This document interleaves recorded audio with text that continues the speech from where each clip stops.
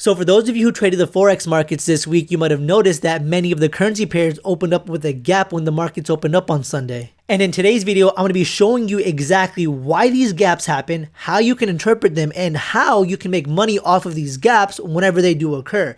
They don't occur too often, but when they do, you can make some very, very good money. In fact, there are traders out there who exclusively trade the gaps and nothing else, and they make a killing out of it. So if you want to know how you can take advantage of these small little opportunities that don't really happen too often, make sure you stick to the end of the video because you're going to be learning something new. And by the way, it really means a lot to me if you hit the like button on this video because it truly does help our channel grow. So if you could do me a huge favor and hit the like button, we'll get started with the video. Let's roll the intro.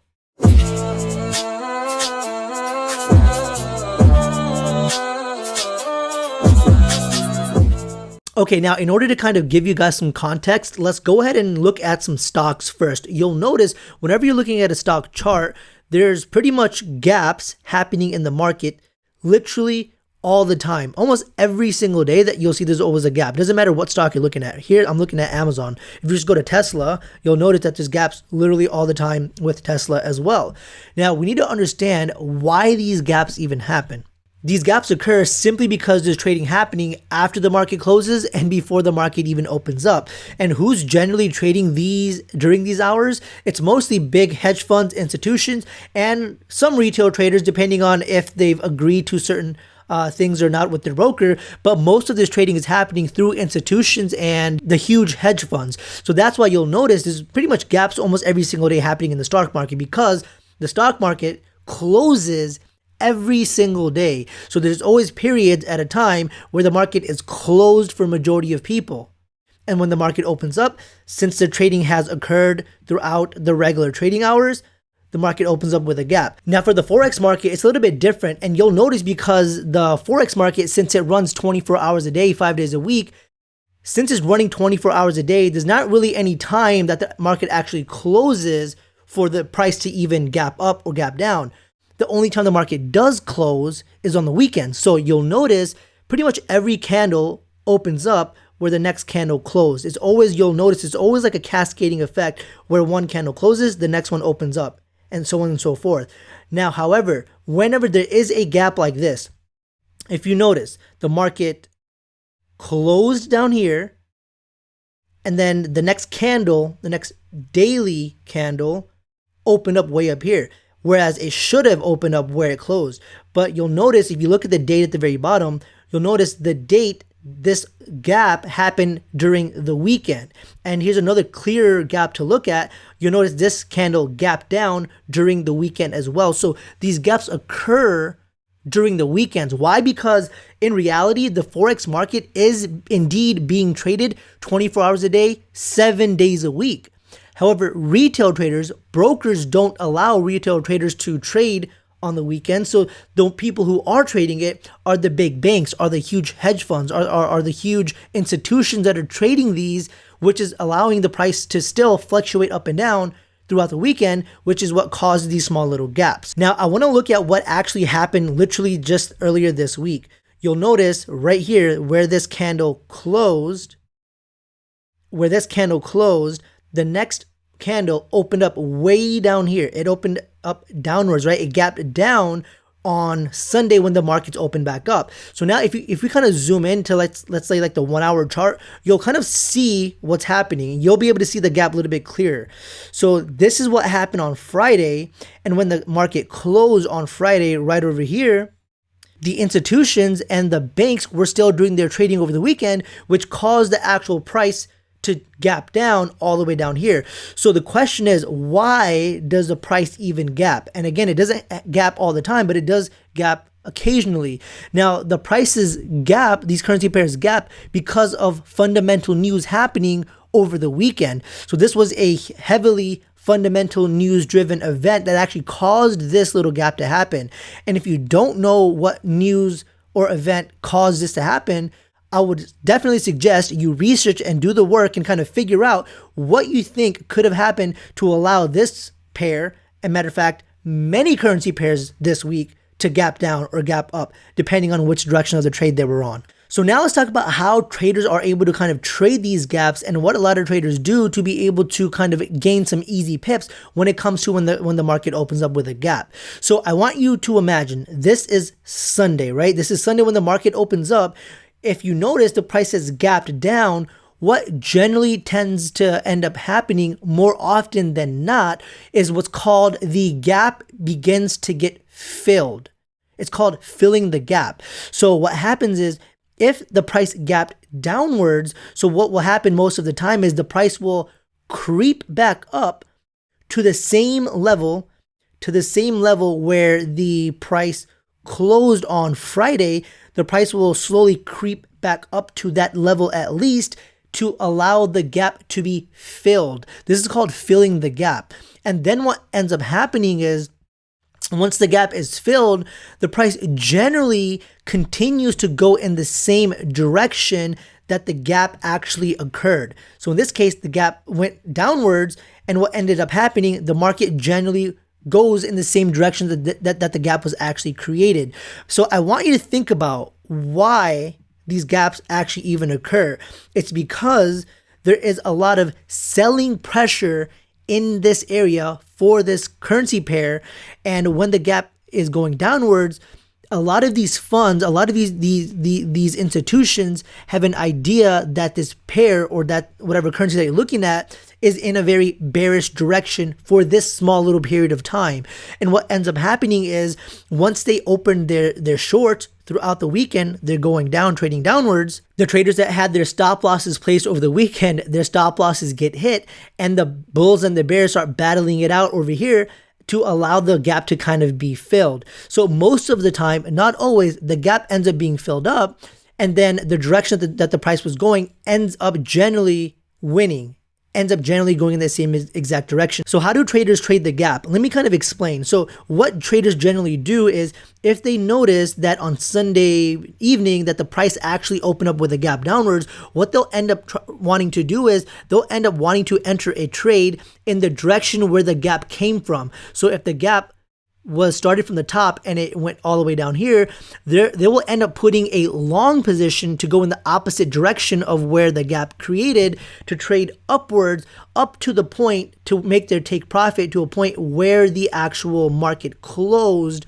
on Friday. So they would want to essentially trade in the direction of closing the gap. That's the first way that traders are able to trade. Now, I do want to let you guys know that if you guys do trade on Sundays when the market instantly open up and you want to place your long trade the moment the market opens up, if you see that it did gap up, just be aware that right when the market opens up on Sunday, the spreads are generally pretty huge. So if you do want to make this trade, sometimes you're not going to get as good as a position as you want. You're just going to have to look at your app, your phone, your MetaTrader 4, look at your broker, kind of see what that actual spread is at the exact second, whenever you're wanting to enter your trade. So that's kind of the first way that traders trade. And I want to show you, so this same gap happened on many pairs. Let's just say GBP, JPY, same exact gap occurred on that pair as well. Same exact time, for the same reason the gap occurred. And in this case, if you look at Euro USD, the gap in this case was 30 pips. So this was a 30 pip gap. Now looking at GBP JPY, this gap was a little bit bigger, and you'll notice from where this candle ended all the way to where this candle started, this was around a 60 pip gap. So what traders would do in this case, they would enter going long. So this is what you would do. You would enter going long all the way making your take profit to a point where the gap is actually filled. So you'll notice from the moment that the market opened up on Sunday, the price was slowly consolidating in this area until the price hit the area where the market closed on Friday and the gap was closed. And then what ended up happening, then the price continued to go in the direction that the gap was created. So a couple ways to trade the gap. Number one, trade in the opposite direction of where the gap came from. So if the gap came from the top, you would look to go long and your take profit would be at the point where the gap would be filled. Now, the second way traders look to kind of trade the gap is to make their entry, put a pending entry order set a pending order right at the point where the actual market closed on Friday, and they will just look to trade in the same exact direction as the actual gap occurred. So the first way you would trade is going back, filling the gap, and the second way is actually trading in the direction of the gap and continuing on having a continuation of where the actual price is going. So this is the second way that most people trade. Just be aware that sometimes the gap might not be completely filled, so your entry might not get triggered, or sometimes be aware that the price might even go even more against you before finally going in the favor of the actual trend where the gap occurred. To give you an example, Euro USD, you'll notice the gap was filled, but the price continued to go up even more before it continued to go all the way down. So just be aware that if you do set a pending order for your trade to go in the direction the gap was, make sure you at least give yourself enough breathing room for the price to be able to go past it and still not be able to stop you out. But make sure that you're generally making your risk management on point, because we don't want you to lose 5, 10, 15% of your account. You still want to adjust your lot size, where if you get the trade wrong, you'll probably lose 1%, maximum 2%, and maybe even 3% if you're trying to do something really, really, really risky. You always want to make sure that your trade management is on point. So this is why you want to trade with proper lot sizes. So giving you an example of Euro JPY, there are two ways to trade the gap, right? The first way is to trade from where the gap starts all the way to where the price was at on Friday. And the second way to trade the gap is to allow you to kind of create your entry where the gap was on Friday, where the price ended on Friday, and then trade in the direction of the actual gap itself. And sometimes you'll be occurring a little bit of drawdown, and other times just be aware that the price might not even close the gap, so your trade might not even potentially get triggered. So those are generally the two ways. Now I do want to show you guys something. You'll notice, depending on whichever broker that you're looking at on TradingView, the gaps sometimes might not be visible. So for example, I'm going to do GBP JPY, but I'm going to click the Owanda chart, and you'll notice where the gap was here. You'll notice this little gap that was here is not visible on Owanda. So just kind of going back to, for example, FXCM, you'll notice that gap is indeed visible. So depending on which broker that you're looking at, whenever you're looking at at your symbol, make sure you pick a broker that actually has the actual gaps being visible. So that's something that you need to take into consideration. Now, looking at the weekly view, you'll be able to see a lot easier view of these gaps. Why? Because the gaps occur usually each week, right? So where the candle ends on this weekly time frame, every time a candle ends, that's always Friday, and this is always Monday. Friday, Monday, Friday, Monday. So you'll notice whenever there's a gap, example, Friday, the market gapped down and went back up to close the gap, and then it continued down. So just to kind of see, if you were to trade from here all the way to where the gap closed, you would have made 114 pips on this trade. Or if you would have traded from where the Friday's market ended and traded downwards, you could have made X amount of pips depending on how long you would have held your trade open for. Now the same thing for this week. On this specific week, if you open up your trade going long to fill the gap, you would have made pretty much 100 pips on this trade.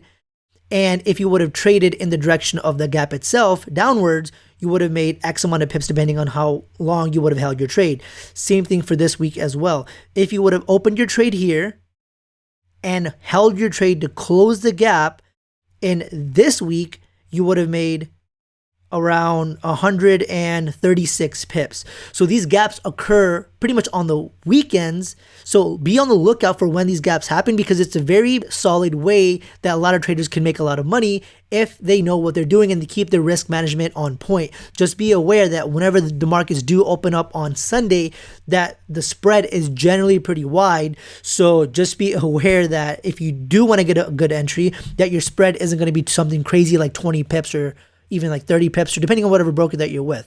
And also make sure that you always have your stop loss put in place, because if for some reason that the gap does not fill, You want to make sure that you cap out your losses at 1% or 2% based on whatever risk tolerance that you have with your trades. Now, I hope this was a very clear video on how to trade the gaps, what you need to do, what you need to look for, and allowing you to kind of do some research and understand why these gaps even occur and which direction that they're most likely going to be going based on looking at whatever direction that you see the gap is actually in. So go ahead and test this out, play around with the time frames, play around with the weekly time frame, daily time frame, look at various different currency pairs to kind of see how often that the gap actually closes and see what kind of trades or entries that you could have possibly gotten into. So just know that the gaps only occur on the Forex market on the weekends because that's the only time that the actual Forex markets are actually closed. So I hope this video was helpful and I'll catch you guys in the next one. Take care, guys.